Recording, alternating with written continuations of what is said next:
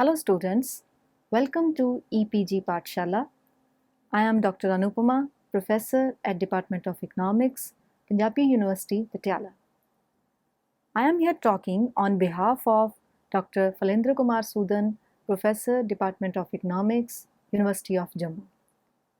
I am going to talk about the module Asset Adaptation to Urban Climate Change from Demography of Climate Adaptation. So students, we are going to discuss about the linkages between climate change adaptation and the lack of capacity building assets. The climate change has brought the unpredictability and increased intensity of floods, landslides, storms, droughts, heat waves, and a host of other life-threatening elements. These elements have become more and more common and frequent in the recent past as the climate change has been changing dramatically. The urban centers of low and middle income countries with high density of population have to suffer the most due to climate change. The service supply system such as water, drainage, medical facilities, etc. come under severe stress once the disaster strikes. The vulnerability of urban populations to climate change is significantly high. Over the past 30 years, there has been a dramatic upward trend in the number of people killed or seriously impacted by extreme weather events. Within these densely populated cities, it is the poor who has to suffer the most. Various factors are primarily responsible for increasing socio-economic vulnerability among these masses. These include poverty, limiting individual household and community investments, and exclusion, limiting public investments and services. The varied effect of climate change on different regions and on different set of population has revealed new vulnerabilities and newer challenges that need to be immediately addressed. So with this background, this module aims to study and analyze the theoretical framework of climate change and its differentiated effect to provide a better understanding of linkages between climate change adaptation and lack of capacity building assets. To bring out the associated problems and limitations as far as successful adaptation techniques are concerned. It aims to provide operational guidelines as well. Let us discuss the current approaches to climate change. Earlier, the world didn't consider climate change to be a potent threat. The reason being, nobody was actually willing to accept it as a proven fact. It is only in the last few years or so that climate change is being considered as a severe aberration in the natural replenishment cycle of nature, which is largely human-induced. The counter strategies which were framed were focused on mitigation. The focus was on the strategies which could somehow lessen the severity of disaster. With the continuing of the discourse, the adaptation was also made part of the response strategy. In the current scenario, the climate change response approaches range from disaster risk reduction to adaptation and capacity building mode. The diversity of these approaches makes the climate change response system complex and interwoven. Asset Adaptation Framework. The Asset Adaptation Framework comprises two components that can be summarized in the subsequent words. The first relates to asset vulnerability analytical framework, in which the socio-economic vulnerabilities of various groups of people due to climate change is enumerated. The focus here is on the urban poor. The second relates to an asset adaptation operational framework that gives practical and applicable response solutions. These solutions consist of both the bottom-up and top-down approaches, wherein the contribution at the individual and community level is supplemented by the external agencies such as government, civil society organizations, and the private sector. Vulnerability is the principal factor determining the susceptibility of the lower income groups to climate change. Vulnerability is much more than the socio-economic deprivation. The actual vulnerability has a multi-dimensional facet. According to Moser, 1998, vulnerability is insecurity in the well-being of individuals, households, and communities, including sensitivity to change. Vulnerability can be understood in terms of lack of resilience to changes and thereon welfare. These can be environmental, economic, social, and political, and they can take the form of sudden shocks, long-term trends, or seasonal cycles. Such changes usually bring increasing risk and uncertainty. In the context of climate change, there is need to understand the distinction between vulnerability and capacity or capability. A group of people at the time of climatic disaster might be vulnerable but not always incapable. What it means is that the victims are not actually helpless victims. Their effective response can vary from group to group or at individual level. But they do have a response capability. One can surely state that these responses get influenced by the effects of climate-induced disaster once it strikes.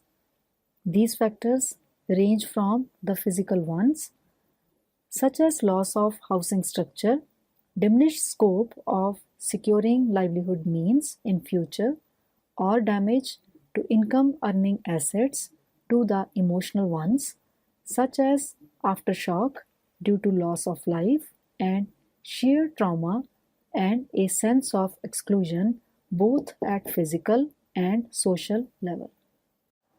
The vulnerability offers a unique set of possibilities in case of urban poor, since the range of these vulnerabilities is quite wide. The urban population, especially the urban poor, constantly lives under the overlapping risk and hazardous conditions that are exhibited by the environmental disaster and socio-political and economic hardships. The urban poor actually weighs his asset-based response in the terms of the cost-benefit analysis and aims at obtaining the assets which not only prove to be of securing subsistence in the prevailing conditions, but offer a reliable support in future as well. An asset-based vulnerability approach that incorporates social, economic, political, physical, human, and environmental resources allow for flexibility in the analysis and planning of interventions that is harder to maintain within a hazard-specific approach. Once we identify assets as one of the main determinants of response strategy against climate-induced disaster, we also need to discuss the nature of these assets to combat the vulnerability issue. It is pointed out that greater the assets at the disposal of the person, less vulnerable he would be, and as the asset possession and access falls, the intensity of vulnerability increases. Therefore, it becomes useful to define assets as well as to identify those of particular importance in the context of climate change. According to Ford Foundation, an asset is identified as a stock of financial, human, natural, or social resources that can be acquired, developed, improved, and transferred across generations. It generates flows of consumption as well as additional stock. These assets thus could be both tangible as well as intangible. These assets actually help individuals and communities to give an efficient response at the time of a disaster and help self-recovery. The greater participation of survivors in the decision-making and reconstruction process once the disaster strikes enables a faster psychological recovery, which in turn accelerates the rate of physical recovery. These assets prove to be crucial response systems at the time of disaster, and these in turn could be influenced by the mechanism of reconstruction process. For instance, poor support from administrative units at the time of disaster could establish poverty and further deprivation of the poor for years to come, thus making them even more vulnerable. Assets have been made integral to the concept of poverty for quite some time now, especially since 1990s. Assets are closely linked to the concept of capabilities. According to Babington, assets are not simply resources that people use to build livelihoods. They give them the capability to be and act. As such, according to Sain, assets are identified as the basis of agents' power to act, to reproduce, challenge, or change the rules that govern the control, use, and transformation of resources. In order to counter the extent of vulnerability and susceptibility of the urban poor and the low-income households, the asset creation is a potent tool. This asset-based framework includes a concern for long-term accumulation strategies. The asset-based profile of each household differs, and so does their adaptation and mitigation potential. Moreover, the access and possession of assets determine as to how these households would interact with the government and administrative machinery. There are three basic underlying principles related to asset-based climate change response. These are: number one, any process that relates to the acquiring or transferring assets does not take place in vacuum, such as exogenous factor like government established institutions such as local norms and legal framework, and other private groups such as NGOs and individuals have a great influence in building up the asset base. Number two, the context under which the asset creation and asset adaptation takes place too defines the success or failure of such an adaptation. And number three, the asset portfolio of any given household is quite variable. That is, the asset portfolio tends to vary dramatically with respect to time and environment. Thus, any asset-based adaptation framework has to first identify the vulnerability factors that could be responsible for asset erosion. Once these factors have been identified, one can talk about the connection between the two and then come up with the strategies which the households and communities can use to resist or recover from the negative effects of climate change. Now we can examine asset vulnerability analytical framework. Urban poor are quite vulnerable because of the lack of assets. The climate change induced disaster actually magnifies their vulnerability. The effects could be both direct, such as floods, landslides, etc., or these can also be indirect, such as unavailability of drinking water, electricity, health facilities, etc. during and post-disaster period. One of the major effects is the shortage of food supplies and escalating prices, that is, inflation. Vulnerability is linked with variations in extent of hazards and the coping ability of the masses. A household that has a greater access to the physical assets and well-maintained infrastructure is bound to fare better in the face of the disaster. Moreover, the tendency on the part of the individuals to participate in the mitigation process also becomes very important. A community that comes together to build up an efficient and firm household structure can reduce the extent of its climate vulnerability.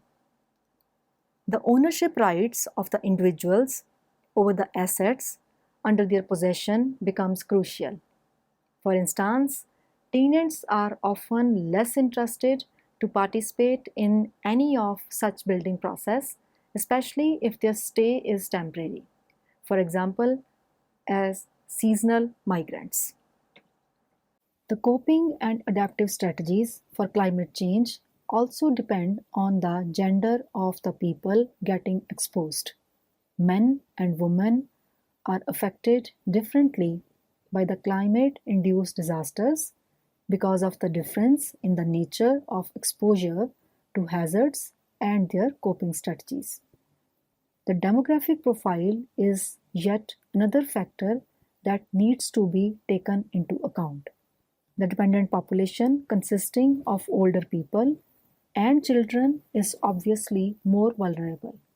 The health status of individuals, regardless of their age, is also a decisive factor determining the vulnerability status of an individual.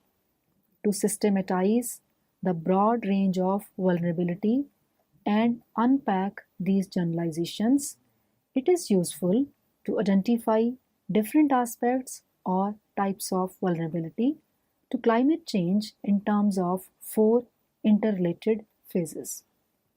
Long-term resilience.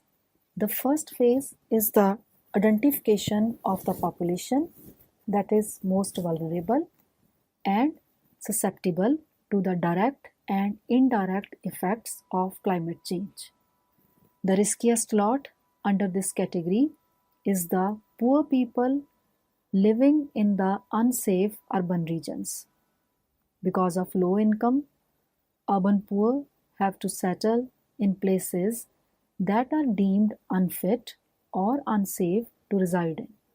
Usually, these places are located at the hill slopes, which are prone to landslides due to deforestation, or along the coastal regions, which are prone to frequent floods.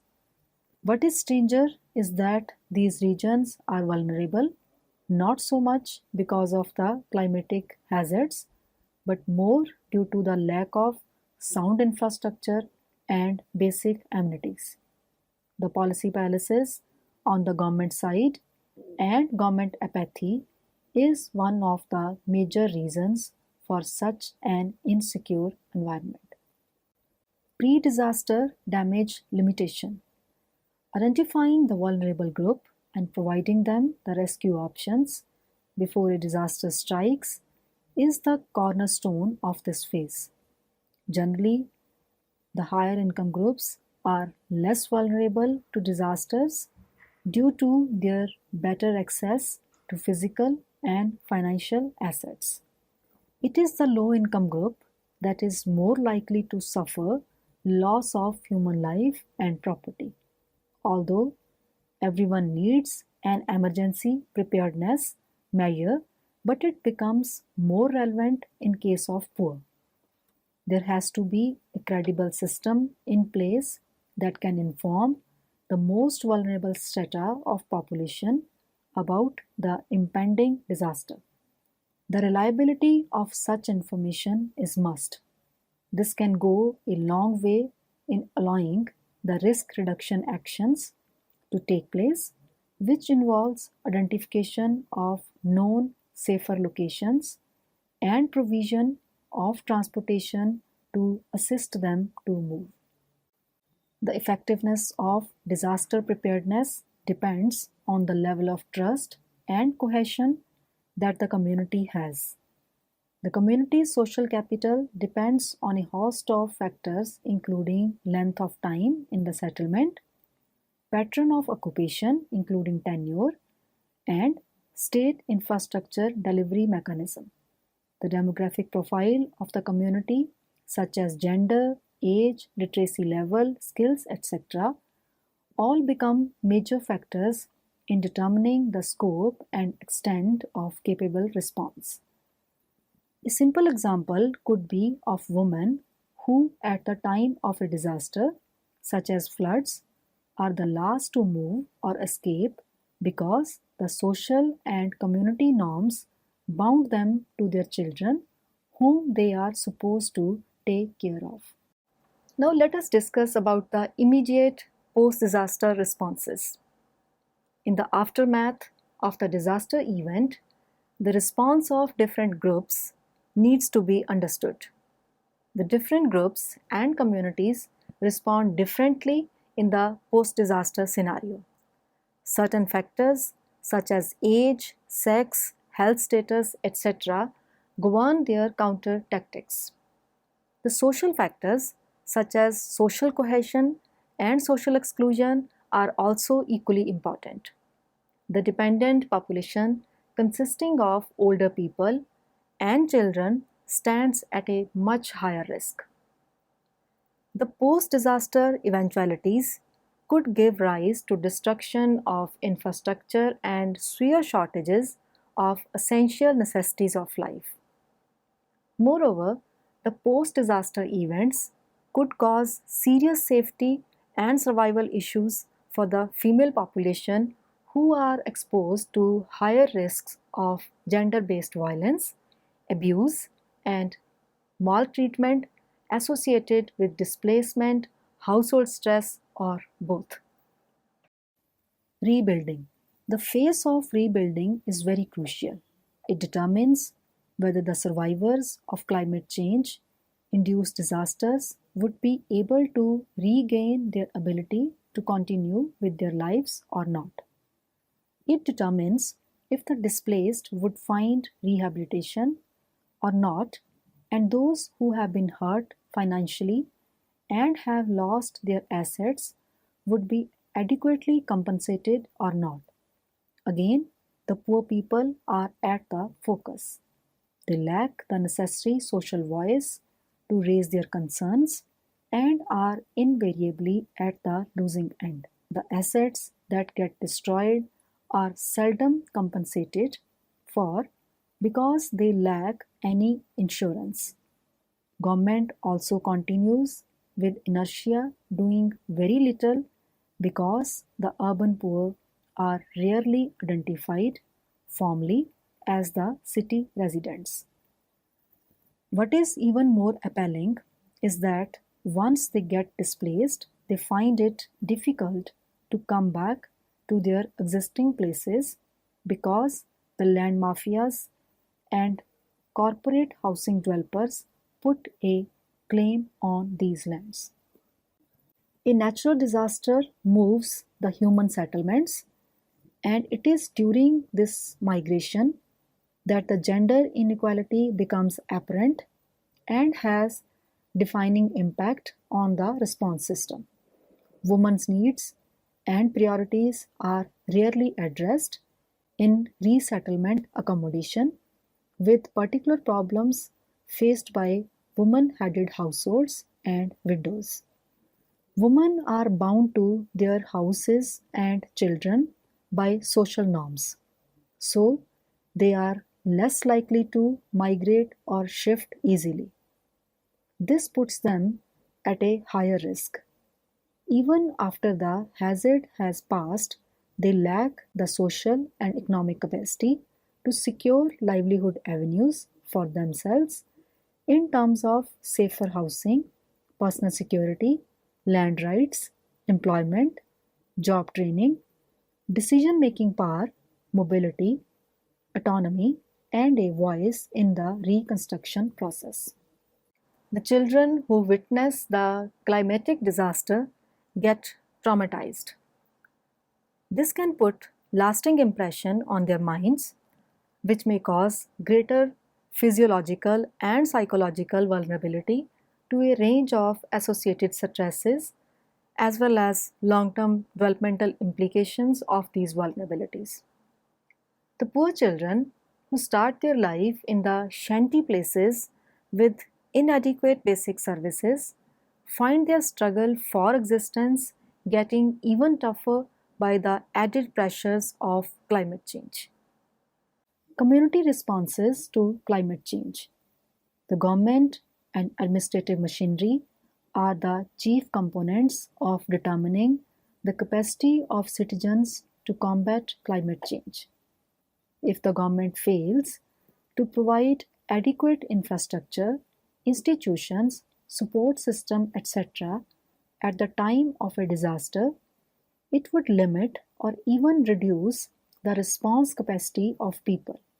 Thus, there is a need to strengthen and augment the community level efforts and a platform where the individuals and government could come together to negotiate the policy decisions and even confront the government where the appropriate action is not being taken.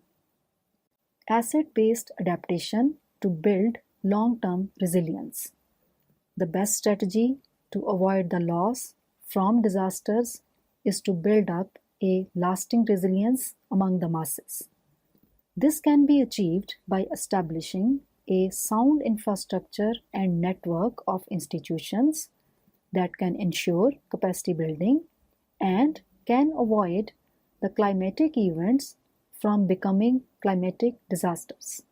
There exists a gap between the infrastructure need and actual build-up due to lack of funds. Governments in these countries are busy catering to the basic needs of the masses, and infrastructure development takes a backseat. Asset-based adaptation to pre-disaster damage limitation. The precaution is always better than the cure. This idiom leads us to the second phase of pre-disaster damage limitation. A well-conceived and well-implemented warning and precautionary system can go a long way in minimizing the loss to life and property at the time of disaster. These set of interventions must be designed and put in place in a manner that they kick-start during the period before the disaster actually strikes. Thus, giving the rescue operators as well as people ample time and chance to safeguard their lives and assets. This becomes even more important in case of urban areas that lack the necessary infrastructure and set up for the long-term resilience. The past experience of the area in dealing with the natural calamity such as storm or flood can be handful in improving the strategy and support system, though the efforts could be belittled by the intensity of the climatic event. Asset-based adaptation for immediate post-disaster response. Once the disaster strikes, phase 3 of immediate post-disaster response starts. This phase deals with the period immediate to the event, while as the phase of rebuilding takes place once the things have settled. Moreover, the government and other institutions that are dealing with the two phases differ in most of the countries. Women and children are the most vulnerable population groups in case of a disaster.